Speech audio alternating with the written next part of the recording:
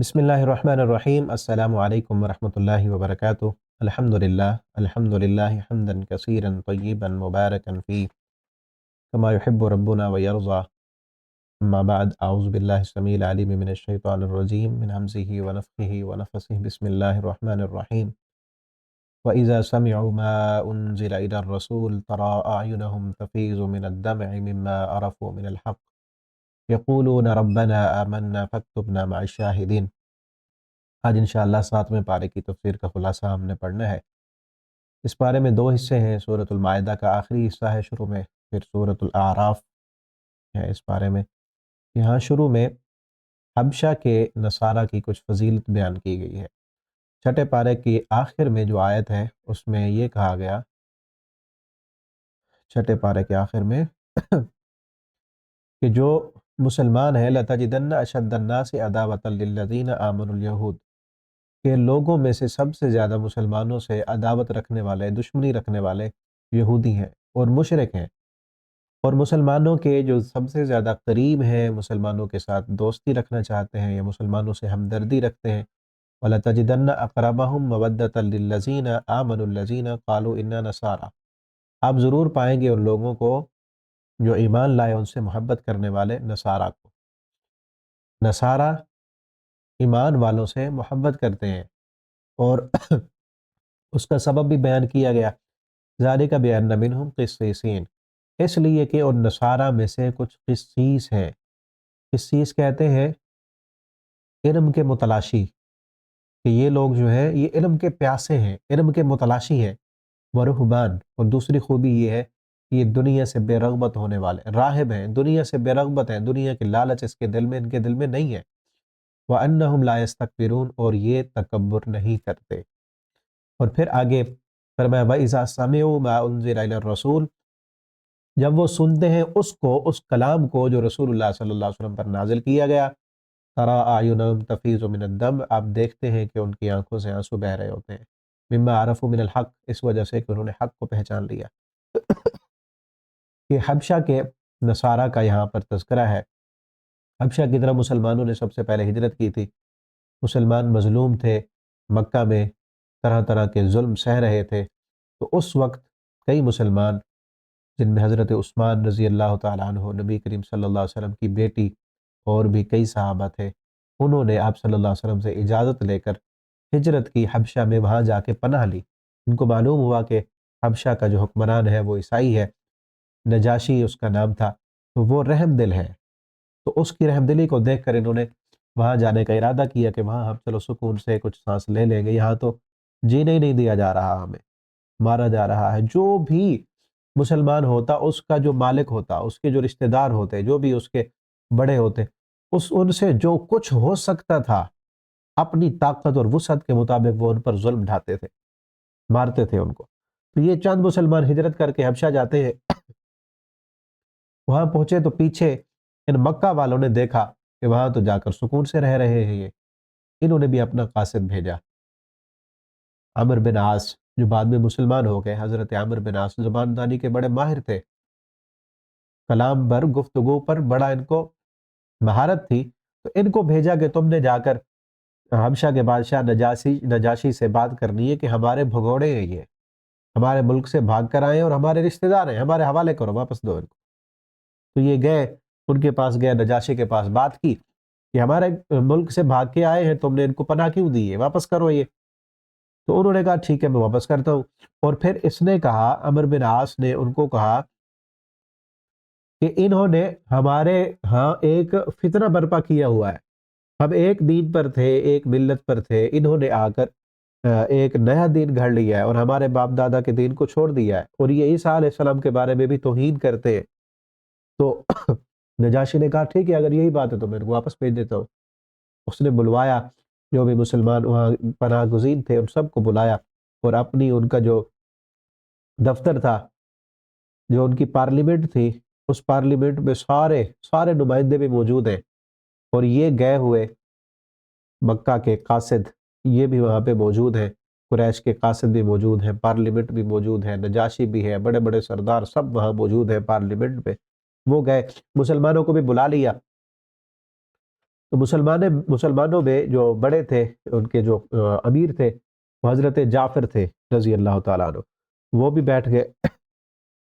تو حضرت جعفر نے کہا ہم نے کوئی نیا دین نہیں گھڑا، ہمارے اندر ہم تو ایک دوسرے کی عبادت کرنے والے تھے، ایک دوسرے سے ڈرنے والے تھے، ہم جو ہے گمراہی میں تھے، ہمارا بڑا چھوٹے کمال ہڑپ کر جاتا تھا، نا انصافی تھی، ظلم تھا۔ اللہ نے ہمارے اندر ایک رسول بھیجا ہے، انہوں نے آ کر ہمیں ایک اللہ کی عبادت کرنے کی دعوت دی ہے، اور اس پر اللہ کا کلام اترا ہے، تو ہم نے اس کی بات کو مان لیا، قبول کر لیا۔ تو ہمارے رشتہ دار ہماری جان کے دشمن بن گئے ہیں، ہمیں مارنے اور ستانے لگے ہیں، ہمیں پتہ چلا ہے کہ آپ رحم دل ہو، تو ہم جو ہے اپنا وطن چھوڑ کر یہاں آئے ہیں۔ تو انہوں نے کہا تمہارے پیغمبر پر جو قرآن اترا ہے وہ ہمیں پڑھ کے سناؤ۔ حضرت جعفر رضی اللہ تعالیٰ عنہ نے سورہ مریم کی جو ابتدائی آیات ہیں وہ پڑھی، وہ آیات پڑھی، تقریباً ایک رکوع سے زیادہ حصہ تلاوت کیا، اور سارا دربار، وہ عربی تھے، جانتے تھے عربی کو، سب رونے لگ گئے، نجاشی کی آنکھوں سے بھی آنسو، سارے سردار سب رو رہے ہیں۔ تو اس پر وہ منظر جو اس وقت ہوا کہ وہ سارے رو رہے تھے کہ حق کو انہوں نے پہچان لیا، اللہ تعالیٰ نے وہ یہاں بیان کیا ہے۔ نجاشی بھی مسلمان ہو گئے، تو اللہ تعالیٰ نے بیان کیا وَإِذَا سَمِعُوا، جب وہ سنتے ہیں اس کلام کو جو رسول پر نازل ہوا، تَرَىٰ أَعْيُنَهُمْ تَفِيضُ مِنَ الدَّمْعِ، آپ دیکھتے ہیں کہ ان کی آنکھوں سے آنسو بہہ رہے ہوتے ہیں، مِمَّا عَرَفُوا مِنَ الْحَقِّ، اس لیے کہ انہوں نے حق کو پہچان لیا، وَيَقُولُونَ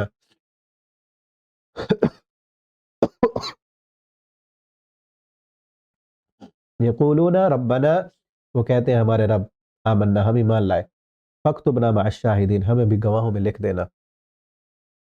تو حق، آنسو کب نکلتے ہیں انسان کے، یا حق کب پہچانا جاتا ہے؟ انہوں نے کیا کہا؟ مما عرفوا من الحق، کہ جب انہوں نے حق کو پہچان لیا اور پھر مان بھی لیا، حق کو پہچانا اور مانا اور آنکھوں سے آنسو آئے، یہ کب ہوتا ہے؟ جو پچھلی آیتیں میں نے پڑھی ہیں نا، یہاں پر آخر میں جو خوبیاں بیان کی گئی ہیں نا، جس انسان میں یہ تین خوبیاں ہوں، وہ جب بھی اس کے سامنے حق آتا ہے، حق کو وہ پہچان بھی لیتا ہے اور مان بھی لیتا ہے، اور دل تک اثر کرتی ہے وہ حق والی بات اس پر، جس میں یہ تین خوبیاں ہوں۔ پہلی خوبی کیا ہے؟ ذالک بان منہم قسیسین، کے ان میں علم کے متلاشی ہیں، علم کی تلاش ہو، حق کی تلاش ہو، جس انسان کے دل میں حقیقت کو چاہنے والا ہو، حقیقت کو تلاش کرنے والا ہو۔ دوسرا ورہبان، دنیا کا لالچ نہ ہو اس انسان کے دل میں، دنیا کی طرف رغبت نہ ہو، دنیا سے بے رغبت ہونے والا ہو، پیسے کی لالچ، دولت کی لالچ، انسان کو حق پہچان تو لے گا لیکن دنیا کی لالچ کی وجہ سے اس حق کو قبول نہیں کر سکے گا۔ تو دوسری خوبی کیا تھی ان میں؟ ورہبان، دنیا سے بے رغبت، اور تیسرا لا یستکبرون، وہ تکبر نہیں کرتے۔ جس انسان میں تکبر ہو، بڑائی کا، کہ میں بڑا ہوں، میں سردار ہوں، میں چودھری ہوں، پھر اس کے دل میں تو آئے گا میں نے اگر حق قبول کر لیا پھر سرداری میری جاتی ہے۔ جس انسان میں یہ تین خوبیاں ہوں، تکبر نہ ہو، عاجزی ہو، اور دنیا کی لالچ نہ ہو، حرص اور طمع نہ ہو، اور علم کی تلاش ہو، تو جب وہ علم اس کے پاس آتا ہے تو آنکھوں سے آنسو بہہ پڑتے ہیں۔ آگے یہاں حلال و حرام کے کچھ مسائل بیان کیے گئے ہیں۔ فرمایا یا ایھا الذین آمنوا لا تحرموا طیبات، اے ایمان والو لا تحرموا طیبات، اللہ نے جو چیزیں حلال کی ہیں وہ تم اپنی مرضی سے حرام نہ کرو۔ ہاں آپ کو پسند نہیں ہے، ایک چیز نہیں کھانا چاہتے تو الگ بات ہے، لیکن جو چیز حلال اللہ نے کی ہے وہ تم حرام نہیں کر سکتے، اور حلال و حرام کا اختیار بھی اللہ نے اپنے پاس رکھا ہے۔ ہمارے پیارے پیغمبر صلی اللہ علیہ وسلم کو بھی اللہ نے حلال و حرام کا اختیار نہیں دیا۔ سورۃ التحریم میں آگے چل کے ہم پڑھیں گے، آپ صلی اللہ علیہ وسلم نے اپنے لیے قسم کھا لی تھی کہ میں شہد نہیں پیوں گا۔ اللہ تعالیٰ نے فرمایا یا ایھا النبی لم تحرم ما احل اللہ، اللہ نے جس چیز کو حلال کیا آپ اس کو اپنے لیے حرام کیوں کرتے ہیں؟ یہ اختیار تو اللہ نے آپ کو نہیں دیا۔ تو حلال و حرام کا اختیار اللہ نے اپنے پاس رکھا ہے۔ کسی امام کو، کسی مولوی کو، کسی محدث کو یہ اختیار نہیں ہے کہ وہ اللہ کی حلال کردہ چیزوں کو حرام کر دے۔ آگے قسم کا کفارہ بیان کیا ہے کہ کوئی بندہ قسم اٹھا لے تو اس کے لیے اگر اس کو پھر پورا نہ کر سکے تو اس کا کفارہ یہ ہے اطعام عشرۃ مساکین، 10 مسکینوں کو کھانا کھلائے یا ان کو کپڑے پہنا دے۔ اگر یہ نہیں کر سکتا تو پھر 3 دن کے روزے رکھے۔ اور یہ وہ قسم ہے جو پختہ قسم، ایک بندے کا جو ہے لغو قسمیں اٹھاتا ہے، بات بات پہ قسم اٹھانا یہ کوئی اچھی بات نہیں ہے۔ عادتاً قسم اٹھا رہا ہے کہ نہیں اٹھانی چاہیے، لیکن اس پر کفارہ نہیں ہے۔ کفارہ کس پر ہے؟ وَلَٰكِن يُؤَاخِذُكُم بِمَا عَقَّدتُّمُ الْأَيْمَانَ، جو پختہ قسم اٹھائی ہے اس پر کفارہ ہوگا۔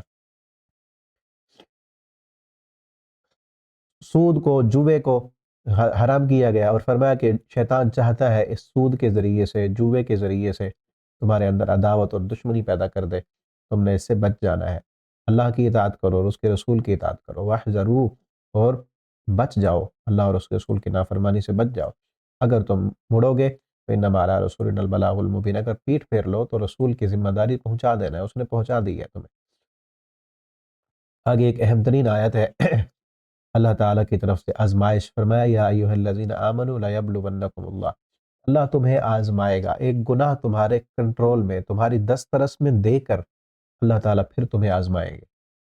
صحابہ کرام جب حج کا احرام باندھ کر حج کے لیے جا رہے تھے تو اس وقت احرام کی حالت میں چونکہ شکار کرنا حرام ہے، بھوکے بھی تھے صحابہ کرام، ضرورت بھی تھی شکار کی، شکار ہاتھوں میں تھا، اللہ تعالیٰ نے آزمایا کہ میں نے یہ چیز حرام کی ہے اس کی طرف تو نہیں جاتے۔ صحابہ کرام اس امتحان میں کامیاب ہوئے، انہوں نے ایک حلال چیز اللہ کے حکم پر جب اللہ نے حرام کر دی تھی، چاہے اس کی ضرورت تھی، اس کی طرف نہیں گئے۔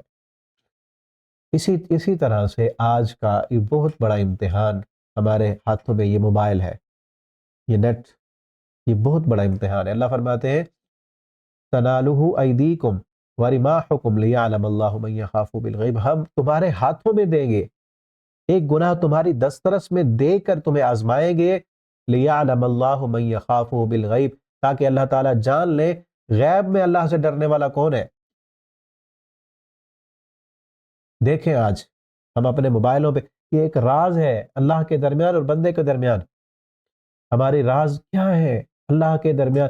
لوگوں کے سامنے تو کئی نیکیاں ایسی ہیں نا جن میں لوگ آ جاتے ہیں، لوگ آتے ہیں اور اس میں پھر لائن کو سیدھا رکھنے کی ضرورت ہوتی ہے۔ جس طرح ابھی پڑھ رہے ہیں میں پڑھا رہا ہوں، اس میں نیت تو یہ کرنی چاہیے نا کہ اللہ راضی ہو جائے، ہم دین کا پیغام آگے پہنچائیں، لیکن آپ سن رہے ہیں، کئی اور لوگ سن رہے ہیں، بات تو پھیل رہی ہے نا، لیکن ہمیں بار بار سیدھی لائن کی طرف آنا ہے۔ جس طرح ہم نماز پڑھتے ہیں، نماز میں جب بندہ قیام میں ہے تو چاہے نظر سجدے والی جگہ پہ رکھنی ہے، لیکن اسی 1 فٹ کے سرکل میں تو نظر نہیں رہے گی نا، نظر تو ادھر ادھر جائے گی نا ادھر ادھر۔ چاہے آپ نے رکوع کیا، جب رکوع کیا پھر نظر کچھ اور کلوز ہو گئی، دور تک نہیں جا رہی، اللہ نے نظر بنائی ایسی ہے، آپ فوکس ایک جگہ پہ رکھ رہے ہیں لیکن پھر بھی بچے ادھر ادھر جا رہے ہیں، کوئی آ رہا ہے، وہ معلوم تو ہو جاتا ہے نا یہاں سے کوئی گزرا ہے، رکوع کیا کچھ اور دائرہ کم ہو گیا، اب زیادہ دور تک نظر نہیں جا رہی، چاہے آپ نے فوکس ایک جگہ پہ کیا ہوا ہے۔ سجدہ کیا ہے، جب سجدے میں آپ گر گئے اور زیادہ فوکسڈ ہو گئی نظر اور کہیں بھی نہیں جا رہی، اب پھر ادھر ہی ہے۔ اسی لیے فرمایا اقرب ما یکون العبد وهو ساجد، سب سے زیادہ بندہ اپنے رب کے قریب کب ہوتا ہے؟ جب وہ سجدے میں ہو، یعنی نماز ساری اللہ کے لیے، لیکن پھر بھی ادھر ادھر کے خیالات یا کوئی بھی چیزیں اس میں آ جاتی ہیں۔ اسی طرح سے کئی اور کام کرنے ہم نے اللہ کے لیے، جس طرح صدقہ اس خیرات کیا، آپ نے جتنا مرضی چھپا کے دیا، جس کو دیا اس کو تو پتہ ہے نا، تو ہم نے کرنے اللہ کے لیے، لیکن کوئی نہ کوئی چیزیں ادھر ادھر کی آ جاتی ہیں۔ لیکن ہم اپنی زندگی میں یہ دیکھیں کوئی عمل ایسا بھی ہے جو ہمارے درمیان اور اللہ کے درمیان راز ہو، تو کسی کو پتہ نہ ہو۔ دیکھیں اپنی زندگی میں تنہائی کے نمازوں کو چیک کریں، تنہائی کے قیام کتنے لمبے ہیں، تنہائی کے سجدے کتنے لمبے ہیں، تنہائی میں مانگی ہوئی دعائیں کتنی لمبی ہیں، جو کسی کو پتہ نہ ہو۔ اور پھر جب موبائل تنہائی میں ہم یوز کرتے ہیں، یہ موبائل، یہ بھی تو تنہائی ہوتی ہے نا، جب کوئی نہیں دیکھ رہا، پھر اس پہ کیا دیکھ رہے ہیں؟ اگر گندگی دیکھتے ہیں، اس پہ گندی ویب سائٹوں میں جاتے ہیں، فیس بک پر، یوٹیوب پر گانے اور فلمیں اور ڈرامے دیکھتے رہتے ہیں، تو یہ اللہ کے درمیان کیسے راز رکھ رہے ہیں ہم؟ یہ چیزیں دکھائیں گے اپنے اللہ کو؟ اپنے رازوں کو بہتر بنائیں جو اللہ کے درمیان اور ہمارے درمیان ہو۔ حل لک سر عند اللہ بینک انت و بین اللہ، وہ ایک شعر ہے نا غالباً مشاری راشد الافاسی کا ایک نظم ہے ان کی، اللہ کا سر عند اللہ، کیا تیری کوئی مخفی عبادت ہے جو تیرے درمیان اور تیرے اللہ کے درمیان راز ہو؟ ایسی باتیں ضرور کریں۔ لیعلم اللہ من یخاف بالغیب، اللہ دیکھنا چاہتے ہیں کہ غیب میں اللہ سے ڈرنے والا کون ہے۔ چاہے موبائل ہے، درس رس میں ہے، اور کوئی بھی گناہ، آپ کے پاس پیسہ ہے، آپ اس میں ڈنڈی مار سکتے ہیں، آپ اس کو چھپا سکتے ہیں، آپ جھوٹ بول سکتے ہیں، اللہ دیکھنا اللہ نے دیا ہی اس لیے ہے نا، اللہ آزماتے ہیں کہ اس کے پاس ہے، یہ اس کو چھپا سکتا ہے، اس میں دو نمبری کر سکتا ہے، یہ جھوٹ بول کر زیادہ نفع لے سکتا ہے، یہ دو نمبر چیز کو ایک نمبر بنا کے بیچ سکتا ہے۔ اللہ نے دیا آزمانے کے لیے ہے، اس آزمائش میں کس قدر ہم پورا اتر رہے ہیں۔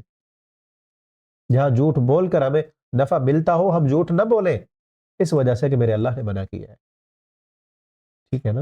یہ آزمائش ہے۔ کبھی اللہ گناہ دست رس میں دے کر آزماتے ہیں، کبھی اللہ تعالیٰ حرام کھانے کے مواقع فراہم کر کے آزماتے ہیں، کبھی اللہ تعالیٰ حرام دیکھنے کے مواقع فراہم کر کے آزماتے ہیں، کبھی شراب پینے کے، کبھی زنا کرنے کے، کبھی چوری کرنے کے، کبھی جھوٹ بولنے کے، کبھی اپنا غصہ نافذ کرنے کے مواقع دے کر اللہ تعالیٰ آزماتے ہیں۔ ایک چھوٹا بچہ ہے، اس نے غلطی کر دی، آپ کا ملازم ہے، آپ کی دسترس میں ہے، اب آپ اس پر غصہ اپنا نافذ کر سکتے ہیں، اس کو مار سکتے ہیں، ڈانٹ سکتے ہیں، اللہ آزمانا چاہتے ہیں، کیا آپ کو اس پر کنٹرول ہے؟ اور یہ روزہ یہی کچھ تو سکھانے آیا ہے نا، کہ ہمیں اپنے اوپر کنٹرول آ جائے، ہم اپنے غصے کو کنٹرول کر سکیں، ہم اپنی بھوک کو کنٹرول کر سکیں، ہم اپنی زبان کو کنٹرول کر سکیں، ہم اپنے نفس کو کنٹرول کر سکیں، کہ اللہ نے منع کیا ہے، چاہے پانی موجود ہے، کھانا موجود ہے، ساری اللہ کی نعمتیں موجود ہیں، اور مجھے طلب بھی ہے، تڑپ بھی ہے، لیکن میرے رب نے کہا ہے تو نے سورج غروب ہونے تک کچھ نہیں کھانا، تو میں نے کچھ نہیں کھانا۔ اسی طرح یہ ٹریننگ دیتا ہے یہ روزہ، کہ جس طرح شام تک میں نے اللہ کے حکم کو مان کر کچھ نہیں کھایا نا، اسی طرح میرے رب نے جھوٹ بولنا منع کیا ہے۔ چاہے میں بول سکتا ہوں لیکن میں نے نہیں بولنا۔ میرے رب نے بلا وجہ غصہ کرنے سے، چھوٹوں پر ظلم کرنے سے روکا ہے مجھے، میں نے نہیں کرنا۔ میرے رب نے سود سے روکا ہے، میرے رب نے حرام کھانے سے روکنا ہے، حرام بولنے سے روکا ہے، حرام دیکھنے سے روکا ہے۔ چاہے میری دست رس میں ہے یہ ساری چیزیں، میں نے یہ نہیں کرنی، کیونکہ میں اپنے رب کا بندہ ہوں۔ یہ روزہ یہی سکھانے آیا ہے۔ جس انسان نے یہ سیکھ لیا وہ کامیاب ہو گیا، جس نے یہ نہیں سیکھا اس کو روزے کا اور رمضان کا کوئی فائدہ نہ ہوا۔ لیعلم اللہ من یخاف بالغیب، اللہ آزمانا چاہتے ہیں کہ اس سے غیب میں ڈرنے والا کون ہے۔ وَلِمَنْ خَافَ مَقَامَ رَبِّهِ جَنَّتان، جو اپنے رب کے سامنے کھڑا ہونے سے پھر ڈر گیا، پھر یہ دو جنتیں ہیں۔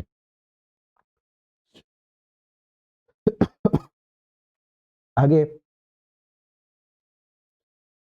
جو احرام کی حالت میں اس کے لیے شکار حرام ہے، وہ یہاں پر بیان کیا گیا۔ وہی چیز میں نے بتا دی، صحابہ کرام جب جا رہے تھے عمرے کے لیے، شکار کرنا چونکہ حرام ہے تو شکار ان کے ہاتھوں میں ہوتا تھا۔ اور پھر یہ کہا گیا احل لکم الصید البحر، سمندر کا شکار احرام کی حالت میں بھی کر سکتے ہیں، وہ حلال ہے۔ فرمایا اللہ تعالیٰ نے یہ ساری چیزیں حرمت والے مہینے بیان کیے، کعبہ کو حرمت والا بنایا، ذالک لتعلموا، یہ ساری چیزیں کس لیے بیان کی ہیں؟ تاکہ تم جان لو ان اللہ یعلم ما فی السماوات، تاکہ تم یہ علم حاصل کرو۔ اصل علم کیا ہے؟ کل بھی بتایا تھا، اصل علم وہ ہے جو ایمان لانے پہ مجبور کرے، اصل علم وہ ہے جو انسان کو عمل پر مجبور کرے۔ یہاں بھی کہا یہ علم حاصل کرو ان اللہ یعلم ما فی السماوات، کہ اللہ تعالیٰ جو کچھ آسمانوں میں ہے اور جو کچھ زمین میں ہے، اللہ تعالیٰ اس کو خوب جاننے والے ہیں۔ اور آگے فرمایا یا ایھا الذین آمنوا، اے ایمان والو ایسے اس طرح کے سوال نہ کیا کرو، لا تسألوا عن اشیاء ان تبد لکم تسؤکم، کہ جو چیزیں تم سے مخفی رکھی گئی ہیں ان کے بارے میں بار بار پوچھا نہ کرو، سوال نہ کیا کرو۔ ہو سکتا ہے تمہارے لیے وہ چیزیں ظاہر کی جائیں تو پھر تمہیں وہ اچھی نہ لگے، ٹھیک ہے نا۔ ٹوہ میں نہیں لگنا، ہر وقت کسی کے پیچھے نہیں پڑنا۔ ہو سکتا ہے بعض چیزیں تم سے چھپی ہوئی ہوں تو وہ چھپی ہوئی رہیں۔ اللہ نے جب لوگوں پر پردے دیے ہوئے ہیں، نہیں ظاہر کیے، تو تم کیوں وہ پردوں کو جو ہے فاش کرنا چاہتے ہو؟ ہر انسان خطا کار ہے، پیچھے نہیں پڑنا چاہیے۔ آگے فرمایا وَإِذَا قِيلَ لَهُمْ تَعَالَوْا إِلَىٰ مَا أَنزَلَ اللَّهُ، جب ان لوگوں کو، مشرکین مکہ کے بارے میں ہے کہ جب ان کو بلایا جاتا ہے نا، آؤ اس کی طرف جو اللہ نے نازل کیا ہے اور اس کے رسول کی طرف آؤ، تو کیا کہتے ہیں؟ قَالُوا حَسْبُنَا مَا وَجَدْنَا عَلَيْهِ آبَاءَنَا، ہمیں وہی کافی ہے جس پر ہم نے اپنے باپ دادا کو پایا۔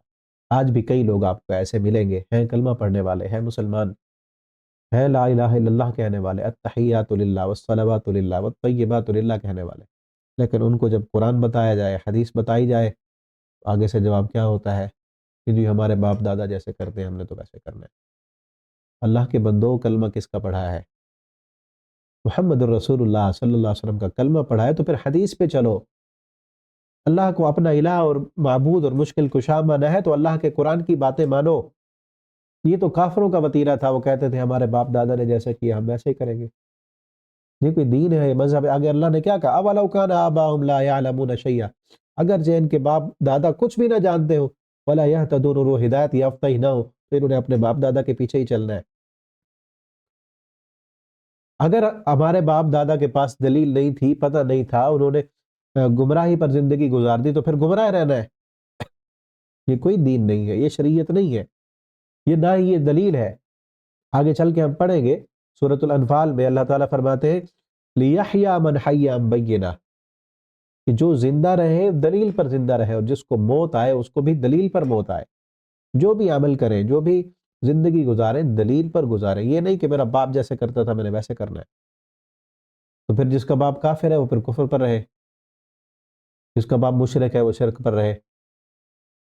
دیکھیں نا، دنیا کے معاملات میں باپ اگر کسی فیلڈ میں تھا، کاروبار کی کسی فیلڈ میں تھا، وہ فیلڈ اچھی نہیں تھی، اس میں نقصان تھا، بچہ اب یہ تو نہیں کہتا نا کہ میں نے وہی فیلڈ ہی اختیار کرنی ہے، کیونکہ وہ سمجھدار ہو گیا، اب دنیا بدل گئی، جدت آ گئی، تحقیق آ گئی۔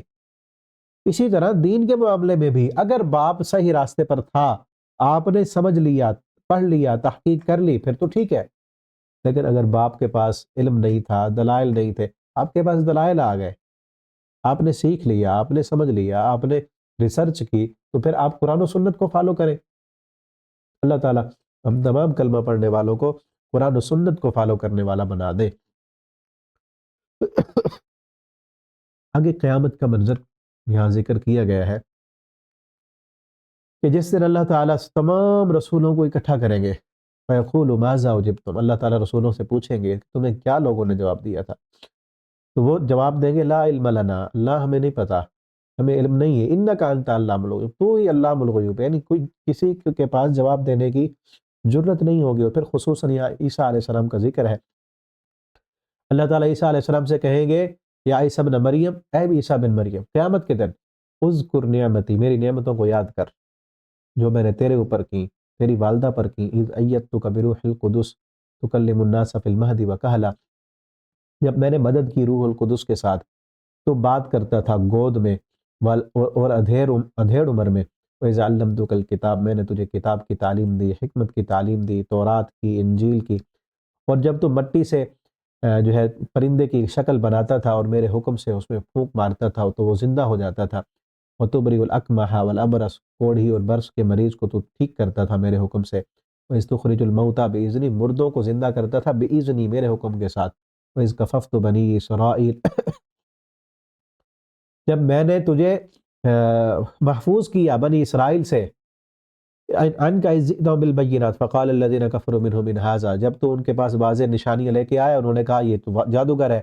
اور آگے مزید اور نعمتوں کا ذکر کر کے پھر آگے فرمایا اذ قال اللہ، جب اللہ تعالیٰ فرمائیں گے اے عیسیٰ بن مریم انت قلت للناس اتخذونی، کیا تو نے ان لوگوں سے کہا تھا کہ مجھے اور میری ماں کو الہ بنا دو، وہ امی الہین، اللہ کو حالانکہ پتہ ہے عیسیٰ علیہ السلام نے یہ نہیں کہا۔ اللہ رب العالمین اس دن غصہ اتنا ہوگا کہ ان مجرموں سے اللہ بات نہیں کریں گے، عیسیٰ علیہ السلام سے کہیں گے کیا تو نے کہا تھا ان کو؟ ایک انداز ہے کہ جن سے غصہ ہے ان سے بات ہی نہیں کرنی، یہی انداز آگے بھی آ رہا ہے 30ویں پارے میں سورۃ التکویر میں، کہ جب اللہ تعالیٰ وَإِذَا الْمَوْءُودَةُ سُئِلَتْ، زندہ درگور کی ہوئی بچی سے اللہ پوچھیں گے بتا تیرا جرم کیا تھا، تجھے کیوں زندہ درگور کیا گیا؟ یعنی زندہ دفن کرنے والا باپ، اس کو اللہ تعالیٰ اس پر اتنا غصے ہوں گے کہ اس سے بات ہی نہیں کرنا چاہیں گے، اس سے پوچھیں گے بتا کیا قصور تھا تیرا۔ اسی طرح اللہ تعالیٰ جنہوں نے عیسیٰ علیہ السلام کو اللہ کا بیٹا بنایا، الہ بنایا، اللہ کو ان پہ غصہ ہوگا، اللہ ان سے بات نہیں کرنا چاہیں گے۔ عیسیٰ علیہ السلام سے کہیں گے کیا تو نے کہا؟ تو کیا قال سبحانک، اللہ تو پاک ہے اس سے کہ تیرا بیٹا ہو، تیرا کوئی شریک ہو، ما یکون لی، میرے تو یہ لائق ہی نہیں کہ میں یہ کہوں، ان اقول ما لیس لی بحق، میں نے تو وہی کہا جو حق تھا، ان قلتہ فقد علمت، جو میں نے کہا وہ تجھے پتہ ہے، تعلم ما فی نفسی، جو میرے دل میں ہے وہ تو جانتا ہے، اور میں نہیں جانتا، تو علام الغیوب ہے، جو تیرے دل میں ہے وہ میں نہیں جانتا اور تو علام الغیوب ہے۔ ما قلت لہم، میں تو وہی کہا تھا، میں نے جو تو نے مجھے حکم دیا وہ کیا ہے، ان اعبدوا اللہ، کہ تم اللہ کی عبادت کرو جو میرا رب ہے تمہارا بھی رب ہے، اور میں جب تک ان میں رہا میں گواہ رہا، جب تو نے مجھے فوت کر دیا کنت انت الرقیب، پھر تو ہی ان کا نگران تھا، وانت علی کل شیء شہید، اور تو ہر چیز پر گواہ ہے۔ ان تعذبہم، اے اللہ اگر تو ان کو عذاب دے تو تیرے بندے ہیں، اگر تو انہیں معاف کر دے تو غالب ہے، حکمت والا ہے۔ حضرت عبداللہ بن عباس کہتے ہیں نبی کریم صلی اللہ علیہ وسلم یہ آیتیں پڑھتے رہے بار بار، ان آیتوں کو پڑھتے رہے، اور پھر آپ صلی اللہ علیہ وسلم نے فرمایا اللہ میری امت، میری امت، میری امت کا کیا بنے گا۔ ایک یہ آیتیں، اور دوسرا ابراہیم علیہ السلام نے جو آیتیں جو دعا کی تھی، رب انہن اضللن کثیرا من الناس فمن تبعنی فانہ منی ومن عصانی فانک انت العزیز الحکیم، یہ آیتیں آپ صلی اللہ علیہ وسلم نے پڑھی، اور آپ نے کہا اللہ میری امت، تو اللہ رب العالمین نے جبریل امین کو بھیجا اور کہا کہ میرے پیغمبر سے پوچھو اور کہو کہ اے محمد صلی اللہ علیہ وسلم، آپ کا اللہ آپ کو آپ کی امت کے بارے میں راضی کر دے گا، ہم آپ کو راضی کریں گے اور ہم آپ کو تکلیف نہیں ہونے دیں گے۔ اور آگے فرمایا کہ یہ دن جو ہے، قال اللہ ھذا یوم ینفع الصادقین، قیامت کا جو دن ہے یہ دن ینفع الصادقین صدقہم، یہ دن فائدہ دے گا سچوں کو ان کی سچائی کا، ینفع الصادقین صدقہم، قیامت کے دن سچوں کو ان کی سچائی فائدہ دے گی۔ اور کائنات کی سب سے بڑی سچائی اللہ کی توحید ہے، یہ توحید جس بندے کے پاس ہے، یہ توحید سب سے بڑی سچائی، قیامت کے دن یہ کام آئے گی۔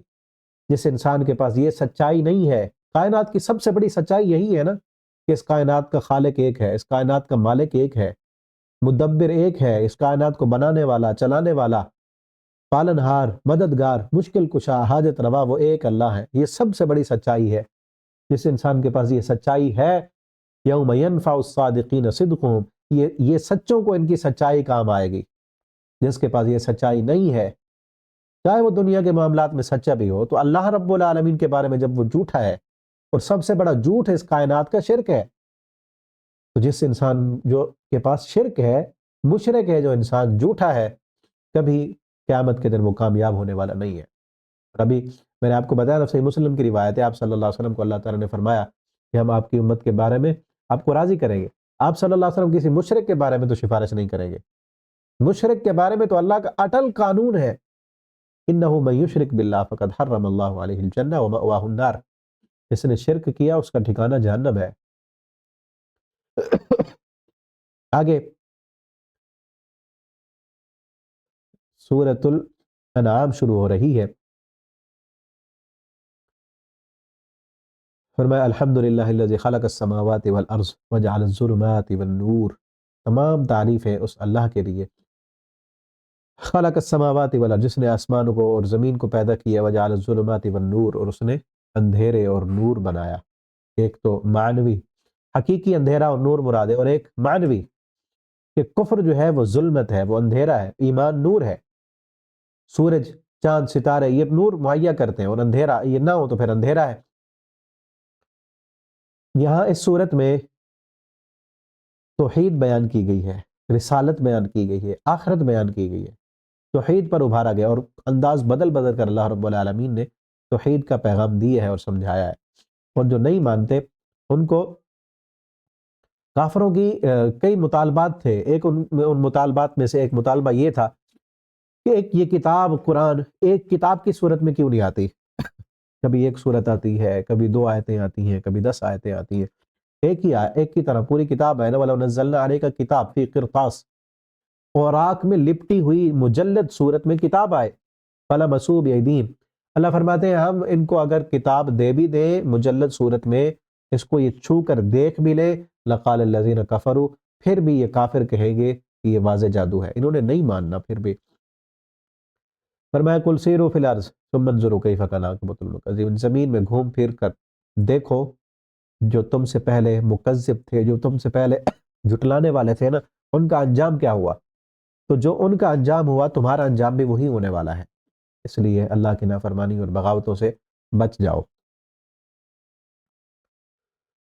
اور اللہ کے پیغمبر خود بھی فرما رہے ہیں قل انی اخاف، اے پیغمبر آپ کہہ دیں میں ڈرتا ہوں کہ اگر میں نے اللہ کی نافرمانی کی اس دن کے عذاب سے میں ڈرتا ہوں، عذاب یوم عظیم، بہت بڑے دن کے عذاب سے، من یصرف عنہ یومئذ فقد رحمہ، جو اس دن کے عذاب سے بچا لیا گیا، فقد رحمہ، اس پر رحم، ایسے سمجھو کہ اس پر رحم کر دیا گیا، اور جو اس دن کے عذاب میں پکڑا گیا وہ سب سے بڑا باغی اور نافرمان ہوگا۔ فرمایا ومن اظلم ممن افترى علی اللہ کذب، سے بڑا ظالم کون ہوگا جو اللہ کی آیتوں کو جھٹلا دے۔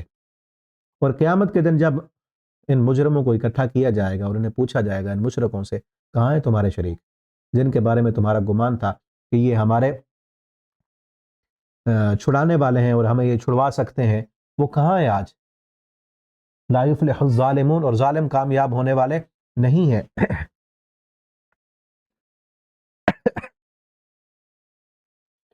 ثم لم تکن، اور پھر اس وقت کوئی ان کے سفارشی، کوئی شریک نظر نہیں آئیں گے، تو پھر کوئی ان کا جواب جب نہیں بن پائے گا تو کہیں گے ثم لم تکن فتنتہم، ان کا کوئی آزمائش باقی نہیں رہے گی، کوئی امتحان باقی نہیں ہوگا، مگر کیا کہیں گے واللہ ربنا، قسم اٹھا کر، جھوٹی قسم اٹھا کر کہیں گے ما کننا مشرکین، ہم تو مشرک تھے ہی نہیں، ہم نے تو شرک نہیں کیا تھا۔ یعنی جس بندے کا دنیا میں مکر جانے کی عادت ہے نا، وہ وہاں بھی مکر جائے گا۔ انظر، اللہ فرماتے ہیں دیکھو پھر کیسے یہ جھوٹ بولتے ہیں اپنے آپ پر، وضل عنہم، اور سارے ان کے بنائے ہوئے، دنیا میں جو بنائے ہوئے ہیں نا اصول اور قانون کہ ہمیں فلاں چھڑوا لے گا، فلاں بچا لے گا، سب گم ہو جائے گا، سب ختم ہو جائیں گے۔ کچھ آپ کی طرف کان لگاتے ہیں، وجعلنا علی قلوبہم اکنہ، لیکن ان کے دلوں میں اب پردے آ چکے ہیں، یہ سمجھ نہیں سکتے، وفی آذانہم وقرا، اگرچہ ساری نشانیاں بھی دیکھ لیں نا، کانوں میں بوجھ ہے، ساری نشانیاں دیکھ لیں تو یہ نہیں مانیں گے۔ ان میں کچھ ایسے ہیں ینہون عن، خود بھی بچتے ہیں، دوسروں کو بھی روکتے ہیں کہ قرآن نہیں سننا۔ کاش آپ دیکھتے ہیں ان کو، اذ وقفوا علی النار، جب ان کو جہنم پر ٹھہرایا جائے گا، فقالوا یا لیتنا نرد، اس وقت جہنم کو دیکھ کر کہیں گے ہائے کاش نرد، ہمیں دوبارہ دنیا میں لوٹا دیا جاتا، ولا نکذب بآیات ربنا، پھر ہم اللہ کی آیتوں کو جھٹلاتے نہ، ونکون من المؤمنین، اور ہم مومن بن جاتے۔ یعنی دنیا میں اللہ نے بتا دیا ہے جو اللہ کی آیتوں کو جھٹلا رہے ہیں، نہیں مان رہے، قیامت کے دن جب جہنم دیکھیں گے تو کہیں گے کاش ہمیں دوبارہ زندگی مل جائے، ہم دنیا میں بھیج دیے جائیں تو ہم کبھی بھی اللہ کی آیتوں کو نہیں جھٹلائیں گے، ہم ایمان لانے والے بن جائیں گے۔ اور پھر کہا وَلَوْ تَرَىٰ إِذْ وُقِفُوا عَلَىٰ رَبِّهِمْ، کاش آپ دیکھتے کہ جب اپنے رب کے سامنے یہ پیش کیے جائیں گے، قال الیس ھذا بالحق، اللہ فرمائیں گے کیا یہ حق نہیں ہے؟ دنیا میں تمہیں یقین نہیں آتا تھا، تم کہتے تھے مر جائیں گے، مٹی ہو جائیں گے، ختم ہو جائے گا، کیا یہ جنت اور جہنم کے فیصلے کیا یہ حق نہیں؟ قالوا بلا، تو یہ مجرم کہیں گے اللہ کیوں نہیں، وربنا، اے ہمارے رب، اب ربنا کہہ رہے ہیں، دنیا میں نہیں اللہ کو رب مانا تھا، دنیا میں یقین نہیں تھا، اس وقت کہیں گے قال فذوقوا العذاب، اس وقت پھر اللہ فرمائیں گے اب چکھو پھر عذاب، بما کنتم تکفرون، اس وجہ سے کہ جو تم کفر کیا کرتے تھے، قد خسر الذین، تحقیق نقصان اٹھایا ان لوگوں نے جنہوں نے اپنے رب کی ملاقات کو جھٹلا دیا، حتی اذا جاءتهم الساعہ، یہاں تک کہ آ گئی ان پر قیامت، بغتتاً اچانک، قالوا یا حسرتنا علی ما فرطنا فیہا، اس وقت وہ کہیں گے ہائے افسوس ہم نے جو کچھ کیا اپنی زندگی میں، وہم یحملون اوزارہم علی ظہورہم، اپنی پیٹھوں پر اپنے گناہوں کے بوجھ اٹھانے والے ہوں گے، الا ساء ما یزرون، بہت برا ہے جو وہ بوجھ اٹھا رہے ہیں، وما الحیات الدنیا الا لعب ولہو، دنیا کی زندگی تو سوائے کھیل کود کے اور کچھ نہیں ہے، وللدار الآخرہ، اور آخرت کا جو گھر ہے، جو حقیقی زندگی ہے، جو ہمیشہ کی زندگی ہے، وہ کن لوگوں کے لیے، خیر للذین یتقون، ان لوگوں کے لیے جو تقوی اختیار کرنے والے ہیں، افلا تعقلون، کیا تم ڈرتے نہیں ہو؟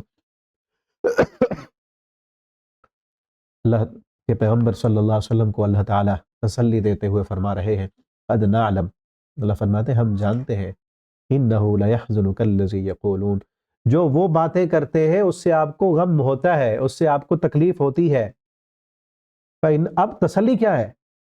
فإنہم لا یکذبونک، اللہ فرماتے ہیں میرے محبوب فإنہم لا یکذبونک، آپ کو تو نہیں جھٹلا رہے وہ، ولیکن الظالمین بآیات اللہ یجحدون، یہ ظالم تو اللہ کی آیتوں کے انکار کرتے ہیں، آپ کو کب جھٹلایا انہوں نے؟ نبی کریم صلی اللہ علیہ وسلم کو بحیثیت محمد بن عبداللہ کے سب نے تسلیم کیا، سارے مشرک آپ کو سچا مانتے تھے، آپ کو صادق اور امین کہتے تھے، آپ کے پاس امانتیں رکھا کرتے تھے، کہا کرتے تھے کہ ہم نے محمد صلی اللہ علیہ وسلم جیسا سچا دیکھا ہی نہیں، فإنهم لا يكذبونك، آپ کو نہیں جھٹلاتے. آپ جو دعوت لے کے آئے ہیں، آپ جو توحید کا پیغام لے کے آئے ہیں، وَلَكِنَّ الظَّالِمِينَ بِآيَاتِ اللَّهِ يَجْحَدُونَ، یہ ظالم تو اللہ کی آیتوں کا انکار کرنے والے ہیں، آپ کی تو تکذیب نہیں کرتے. اور آج بھی کئی لوگ ایسے ملیں گے آپ کو کہیں گے آپ بڑے بااخلاق ہیں، آپ بڑے اچھے ہیں، آپ کا کردار اچھا ہے، لیکن جب آپ توحید کی بات کریں، جب آپ کہیں کہ معبود ایک ہے، سجدہ ایک رب کے سامنے ہونا چاہیے، مشکلیں ٹالنے والا وہ ہے، بیٹے دینے والا وہ ہے، عزتوں کا مالک وہ ہے، یہ جو تم نے بنائے ہوئے ہیں اپنے اپنے معبود اور مشکل کشا، یہ کچھ نہیں کر سکتے. لا الہ الا اللہ کی خالص دعوت جب دیں گے تو آپ کے دشمن بن جائیں گے. جس طرح نبی کریم صلی اللہ علیہ وسلم نے خالصتاً جب توحید کی دعوت دی، جو اپنے سچا کہنے والے، صادق اور امین کہنے والے، حسین و جمیل کہنے والے، ابو جہل بھی کہا کرتا تھا میں نے محمد جیسا سچا انسان اور محمد جیسا خوبصورت انسان کائنات میں کوئی اور نہیں دیکھا. لیکن جب آپ نے توحید کی دعوت دی، وہی آپ صلی اللہ علیہ وسلم کے دشمن بن گئے. آپ کا چچا جو آپ کی پیدائش پر اتنا زیادہ خوش ہوا، ابو لہب، اس نے خوشخبری دینے والی لونڈی کو آزاد کر دیا. لیکن جب آپ نے توحید کی دعوت دی، وہی چچا ابو لہب، وہ سب سے پہلے دشمن وہی بنا، اور اس نے کہا تب لک یا محمد لہذا جمعتنا. یعنی یہ دعوت توحید یہ ان کو اچھی نہیں لگتی. ویسے آپ اچھے ہیں، ویسے آپ خوبصورت ہیں، ویسے تعریفیں کر رہے ہیں، لیکن جب توحید کی بات آتی ہے یہ ظالم اللہ کی آیتوں کا انکار کر دیتے. فإنهم لا يكذبونك، یہ آپ کو نہیں جھٹلاتے. ولكن الظالمین بآیات اللہ یجحدون، یہ ظالم اللہ کی آیتوں کا انکار کرنے والے ہیں. اور آگے پھر تسلی دی، وَلَقَدْ كُذِّبَتْ رُسُلٌ مِّن قَبْلِكَ، آپ کو نہیں جھٹلایا جا رہا، آپ سے پہلے کئی رسولوں کو جھٹلایا جا چکا ہے. فَصَبَرُوا، انہوں نے صبر کیا جب ان کو جھٹلایا گیا، یہاں تک کہ آ گئی اللہ کی مدد. وَلَا مُبَدِّلَ لِكَلِمَاتِ اللَّهِ، اللہ کے فیصلے تبدیل نہیں ہوتے. آپ بھی صبر کریں، اللہ کی مدد آ جائے گی. اور آگے مزید اور توحید اس انداز میں بیان کی، فرمایا قُلْ لَا أَقُولُ لَكُمْ عِنْدِي خَزَائِنُ اللَّهِ، اے پیغمبر صلی اللہ علیہ وسلم، یہ تو کہتے ہیں نا کہ آپ کے پاس اچھا گھر کیوں نہیں ہے، آپ کے پاس ایک بنگلہ ہونا چاہیے، سونے کا محل ہونا چاہیے، باغ ہونا چاہیے. آپ ان سے کہیں قُلْ لَا أَقُولُ لَكُمْ عِنْدِي خَزَائِنُ، میں نے تم کو کب کہا ہے کہ میرے پاس اللہ کے خزانے ہیں؟ میں نے تو یہ کہا ہے میرے پاس اللہ کے پیغامات ہیں، میرے پاس دین ہے، شریعت ہے.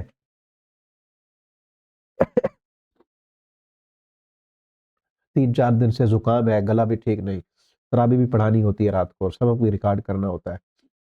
دعا کی درخواست ہے، دعا کریں اللہ تعالیٰ میرے گلے کو بھی ٹھیک کر دے، زکام بھی ٹھیک ہو جائے، تاکہ یہ اچھے طریقے سے پڑھا سکے. رات کو بھی بڑی مشکل سے پارا کمپلیٹ کیا ہے، گلا بار بار جو ہے وہ کھانسی ہو جاتی تھی.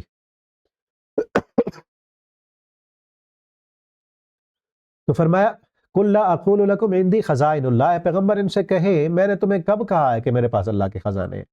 میں نے یہ دعویٰ بھی نہیں کیا کہ میں اللہ کے خزانوں کا مالک ہوں.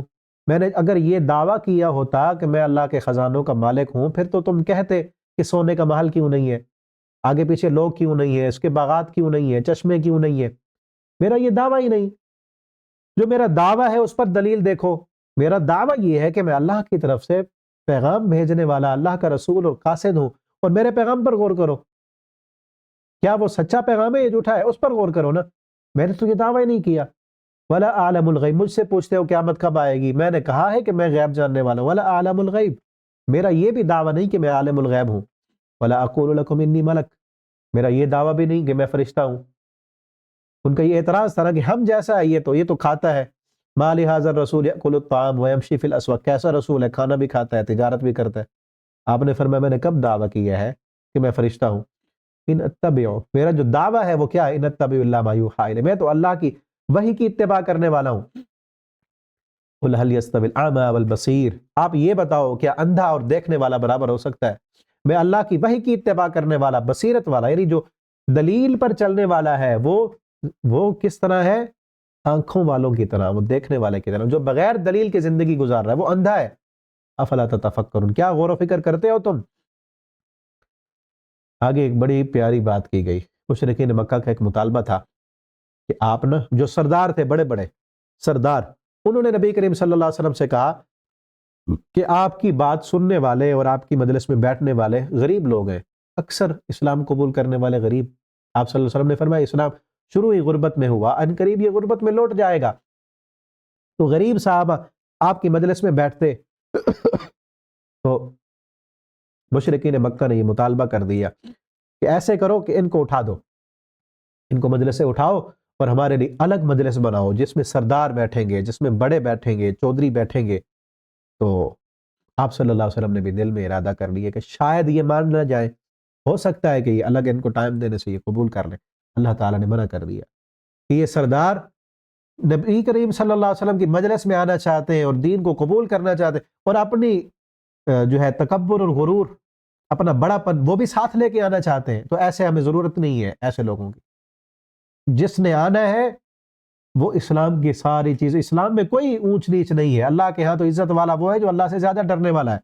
وَلَا تَطْرُدِ الَّذِينَ يَدْعُونَ رَبَّهُمْ بِالْغَدَاةِ وَالْعَشِيِّ، فرمایا آپ نے ان لوگوں کو اپنے سے دور نہیں کرنا، بالغداۃ والعشی یریدون وجہا، جو دن رات صبح اور شام اللہ رب العالمین کو پکارتے ہیں، دعائیں کرتے، یریدون وجہا، اللہ کی رضامندی چاہنے والے۔ ما علیک من حسابہم من شیء، ان کے حساب آپ کے ذمہ تو نہیں ہے نا، نہ آپ کا حساب ان کے ذمہ ہے۔ فتطردہم، اگر آپ نے ان کو دور کر دیا نا تو آپ بھی ظالموں میں سے ہو جائیں گے۔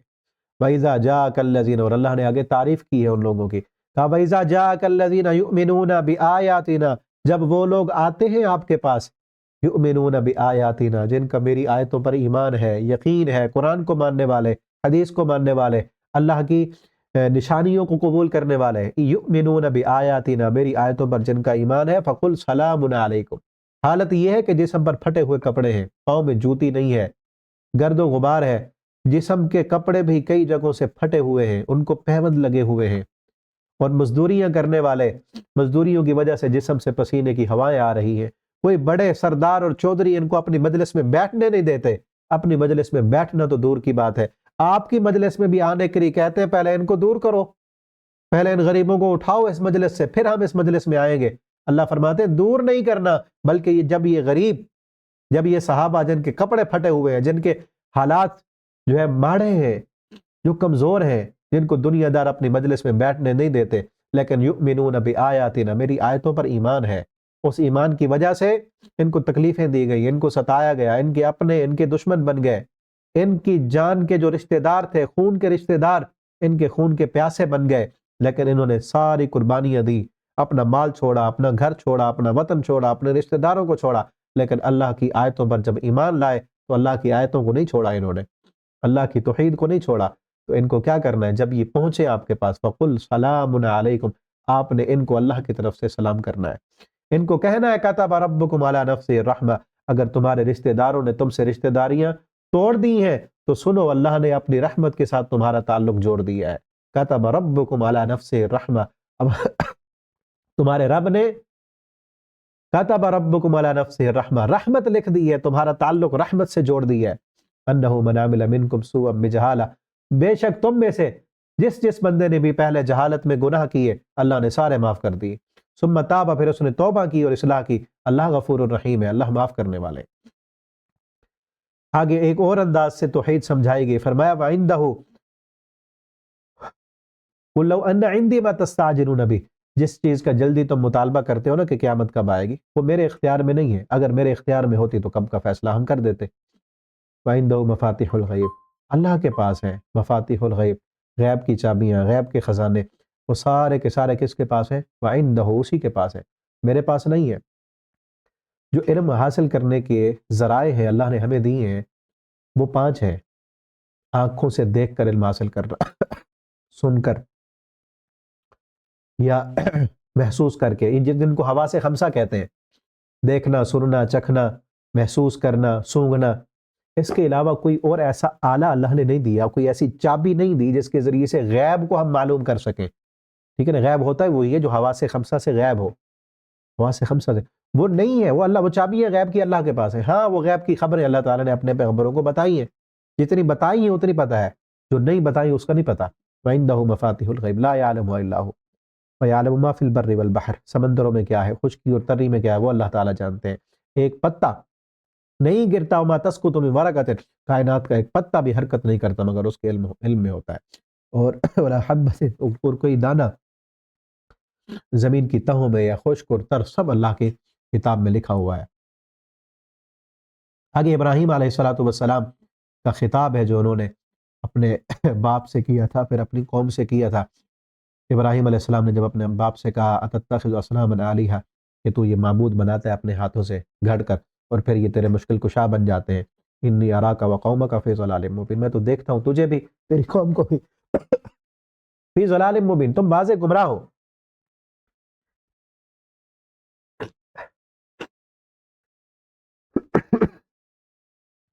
پھر اللہ فرماتے ہیں ہم نے ابراہیم علیہ السلام کو ملکوت السماوات والارض، زمین و آسمان کی بادشاہی، ملکوت السماوات ہم نے دکھائے، سورج کو دیکھا، چاند کو دیکھا۔ اب دیکھیں نا، پوری کائنات میں اس وقت کوئی انسان کلمہ پڑھنے والا نہیں تھا، کوئی ایسا ذریعہ نہیں تھا جس ذریعے سے توحید معلوم ہو سکتی، کوئی ذریعہ نہیں تھا، سارے کا سارا معاشرہ کفر پر ہے، کوئی سورج کا پجاری، کوئی چاند کا پجاری، کوئی ستاروں کا پجاری، کوئی اپنے ہاتھوں سے بت تراش کر ان کے سامنے سجدہ کرنے والا۔ ابراہیم علیہ السلام کو کس ذریعے سے توحید کا علم ملا؟ وہی فطرت، جس فطرت پر اللہ ہر انسان کو پیدا کرتے ہیں، فطرت توحید اللہ نے ہر انسان میں رکھی ہے۔ ہاں معاشرہ اس کو جو ہے دبا دے اور ختم کر دے اور پھر اس کو وہ قبول نہ کرے تو الگ بات ہے، لیکن ہر انسان فطرت توحید پر پیدا ہوتا ہے۔ وہ جو فطرت توحید تھی، اس نے دیکھا کہ سورج، کیا یہ سورج معبود ہو سکتا ہے؟ کیا یہ چاند معبود ہو سکتا ہے؟ کیا یہ ستارے معبود ہو سکتے ہیں؟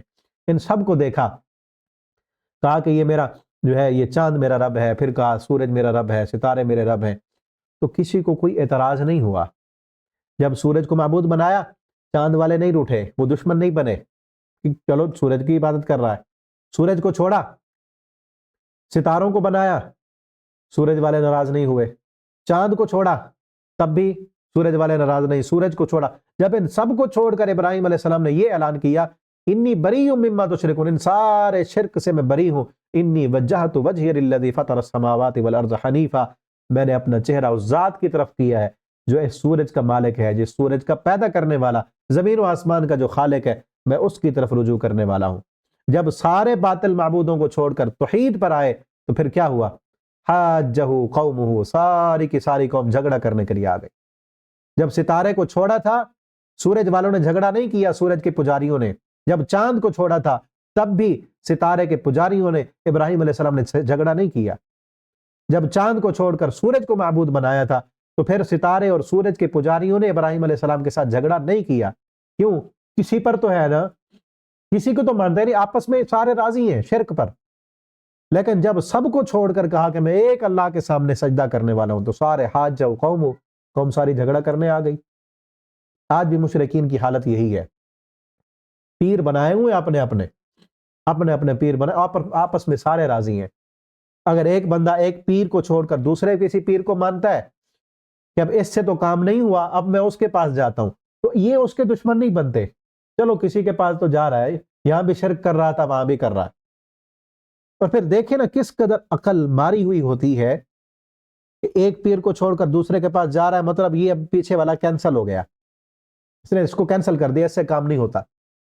اور کئی پھر پکڑے جاتے ہیں جعلی پیر، جب پکڑے جائیں تو پھر کہتے ہیں یہ جعلی تھا۔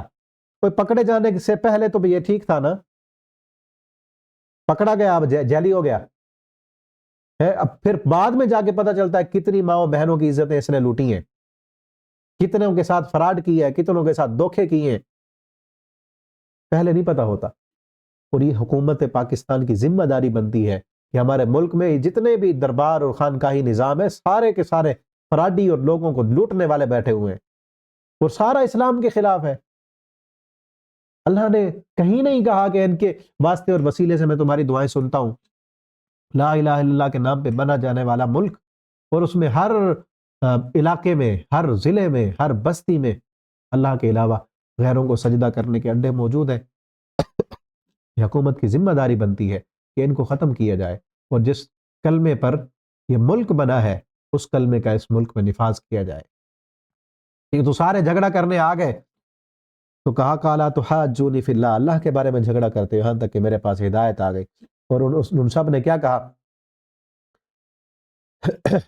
سب سارے جب مخالف ہو گئے، وَكَيْفَ أَخَافُ مَا أَشْرَكْتُمْ وَلَا تَخَافُونَ، اور میں تم سے کیوں ڈروں؟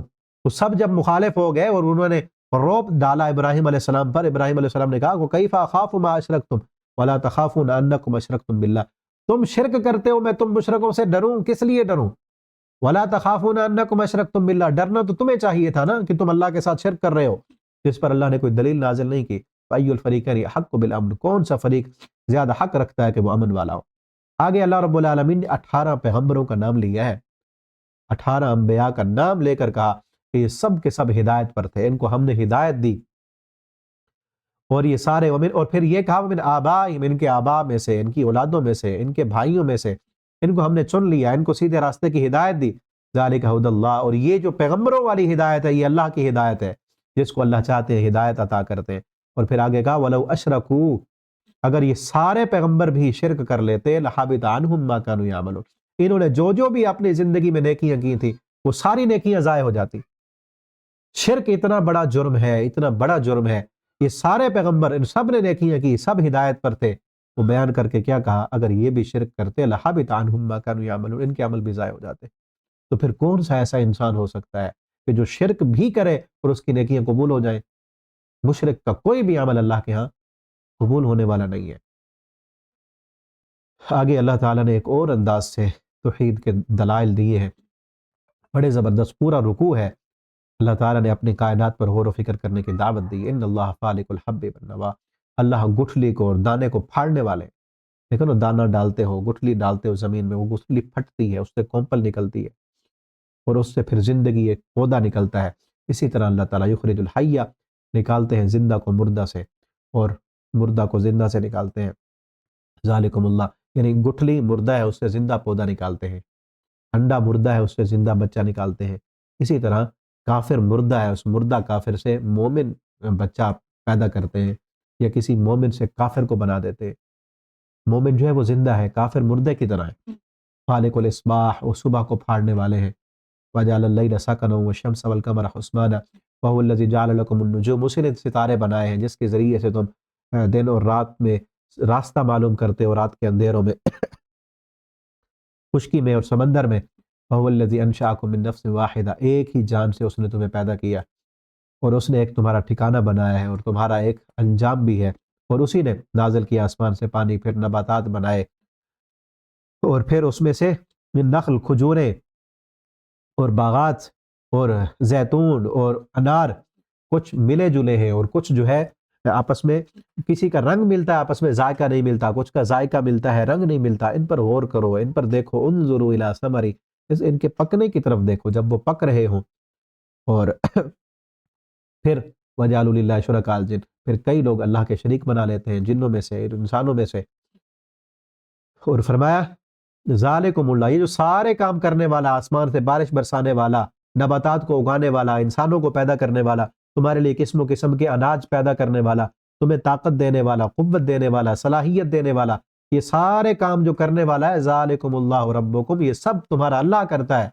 لا الہ، کوئی الہ نہیں ہے، کوئی معبود نہیں ہے، کوئی مشکل کشا نہیں ہے، یہ ساری نعمتیں دینے والا جب وہ ہے تو جب مشکل آتی ہے تو پھر اس کے سامنے جھکو، اس کے سامنے دعا کرو، یہ ساری نعمتیں کھا کر اس کے سامنے شکریہ ادا کرو۔ تمہیں کوئی پریشانی آ جائے تو پریشانی کا حل اسی سے مانگو۔ ذالکم اللہ ربکم، یہ تمہارا اللہ ہے، یہ تمہارا پالنے والا، یہ تمہارا پیدا کرنے والا، یہ پروردگار، یہ تمہارا مشکل کشا، یہ حاجت روا ہے۔ لا الہ الا ہو، اس رب کے علاوہ کوئی الہ نہیں، کوئی سجدے کے لائق نہیں، کوئی نظر و نیاز کے لائق نہیں، کوئی رکوع کے لائق نہیں، ہاتھ باندھنے اسی کے آگے، قیام کرنا ہے اسی کے آگے، سجدہ کرنا ہے اسی کے آگے، الا ہوا، صرف وہ ایک الہ ہے۔ تمہیں بیٹا چاہیے اسی سے مانگو، پریشانی کا حل چاہیے اسی سے مانگو، جھکو اسی کے سامنے۔ تمہاری پریشانی ٹل گئی ہے، شکرانے کے لیے کوئی چیز قربان کرنی ہے تو اس کے نام کی قربان کرو، نظر ماننی ہے اس کے نام کی، نیاز ماننی ہے اس کے نام کی۔ لا الہ الا ہوا، وہ ایک الہ ہے، خالق کل شیء، ہر چیز کا خالق وہ ہے۔ جب ہر چیز کا خالق وہ ہے تو معبود بھی وہی ہے، فاعبدوہ، پھر اسی معبود کی عبادت کرو۔ وَهُوَ عَلَى كُلِّ شَيْءٍ وَكِيلٌ، اور وہی ہر چیز پر نگران ہے، وہی ہر چیز کا کارساز ہے۔ لا تدرکہ الابصار، اس کو نگاہیں دیکھ نہیں سکتی، وَهُوَ يُدرِكُ الابصار، اور اس کی نگاہوں سے کائنات کی کوئی چیز چھپ نہیں سکتی۔ وَهُوَ اللطیف الخبیر، اور وہ بہت باریک بین خبردار ہے۔ قد جاءکم بصائر من ربکم، تحقیق اس رب کو کوئی نگاہ دیکھ نہیں سکتی، اس کو تم نہیں دیکھ سکتے، لیکن اس کی نشانیاں دیکھ سکتے ہو۔ قد جاءکم بصائر، اس کی طرف سے بصیرتیں آ چکی ہیں، اس کی کائنات کو دیکھ کر اس کو پہچان لو۔ مشرکین مکہ کا مطالبہ تھا ہم نے دیکھنا ہے اللہ کو، کہا اس کو دیکھ نہیں سکتے تم، لیکن اس نے جو نشانیاں دی ہیں اس کی نشانیاں تو دیکھ سکتے ہو نا۔ تمہاری نظر میں اللہ نے وہ صلاحیت ہی نہیں رکھی کہ تم اللہ کو دیکھ سکو۔ کائنات میں اس دنیاوی زندگی کے ساتھ کوئی انسان اللہ تعالیٰ کو نہیں دیکھ سکتا، لیکن اللہ نے اپنی جو نشانیاں دی ہیں وہ یدرک الابصار، قد جاءکم بصائر من ربکم، اس نے جو بصائر دی ہیں، جو نشانیاں دی ہیں، اس رب کی نشانیوں کو دیکھو۔ فمن ابصر، جس نے نشانیوں کو دیکھ کر اللہ کو پہچان لیا تو اسی کا فائدہ ہے۔ فمن عمی، اور جو اندھا بن گیا اللہ کی نشانیوں کو دیکھ کر مالک کو نہیں پہچانا، فعلیہا، تو اندھے رہنے کا وبال بھی اسی پر ہے۔ وما انا علیکم بحفیظ، اور نہیں ہے ہم تم پر نگران۔ اور آگے یہاں آخری آیات ہے اس پارے کی، فرمایا ولا تسبوا الذین، ان لوگوں کو گالیاں نہ دو، یدعون من دون اللہ، جو اللہ کے علاوہ اوروں کو معبود اور مشکل کشا بناتے ہیں۔ اگر تم ان کے باطل معبودوں کو گالیاں دو گے تو بدلے میں فیسب اللہ، وہ تمہارے اللہ سچے معبود کو گالیاں دیں گے۔ اسی لیے جہالت میں آ کر، نادانی میں آ کر کسی جو ہے مشرک کو، جو شرک میں اوروں کو اس نے معبود بنایا ہے، بتوں کے سامنے سجدے کر رہا ہے، تو اس کے باطل معبود کو بھی گالی نہیں دینی، کیونکہ بدلے میں وہ پھر جہالت پر فیسب اللہ عدوا بغیر علم، بغیر علم کے دشمنی میں آ کر وہ تمہارے سچے اللہ کو پھر گالیاں دے گا۔ اس میں یہ نہیں ہے کہ ادب و احترام کرنا ہے اس کا، بلکہ اپنے اللہ رب العالمین کا ادب و احترام کرتے ہوئے، کیونکہ وہ تو جاہل ہے، جاہل ہی ہے نا جس نے اللہ کو چھوڑ کر غیر کو جو ہے معبود مشکل کشا بنایا ہوا، اس کے سامنے سجدے کر رہا ہے، اس کے سامنے جھک رہا ہے۔ اگر اس کے باطل معبود کی تم توہین کرو گے تو پھر بدلے میں دشمنی میں آ کر بغیر علم کے تمہارے وہ سچے اللہ کی توہین کرے گا، اس لیے روکا گیا۔